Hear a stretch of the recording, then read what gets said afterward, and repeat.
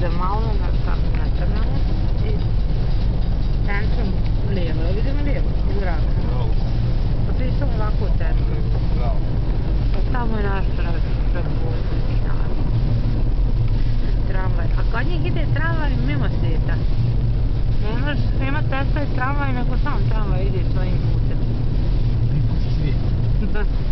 Evo bus gradski 17, vidite se, Medan Pamuto. Do bolnice kod vas i kod nas. Sad dolazimo ovdje na To je židovsko groblje. Dobro, to sad nisam stigla okrenuti. Ovdje vidite ljudi stoje u stanici. Hodaju u košuljama naravno, voze bicikle. Tu je reći mesto kako bi došlo da znači. Ovo se zove Odin Splat. Kako? Odin Splat. Odin Splat. A Odin je stari nordijski bog. Peta radi ženstvo na betonu. Na mješalu. To vam je demokratija. Evo ovakve, pošto ovdje upadne ovaj retrovizor u kadar. Opet, a nije kružni sud. Još nije.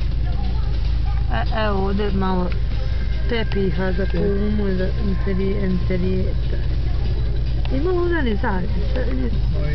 Sad je sve u novogodišnjem fazonu. Sve je crveno, crno. Sad ja rado krenula ovaj aparat, ali znam da moram onda zalijegat kada budu gledali na TV. Security, aha, ovo je za drugu kumu. Sektor Security. Ovo je sada, šta je ovo? Ja prvi put vidim ovo po danu. Ja sam bila po noći. Joj, sad. To je škola. Ovo, odrasla. Za odrasle? Da. Da, večernja škola, za ove ko ja. Ajaj, bože, gosti. Upravo sad na YouTube. Ako bude znao. Dragana je srpnja, ona djeca. Afrokir. Ko hoće minival.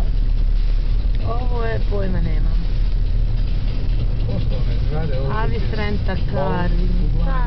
I da ima kuglanac. Ovo je stani hotel. Hotel nema. Göteborg pošte, nemoj ovdje.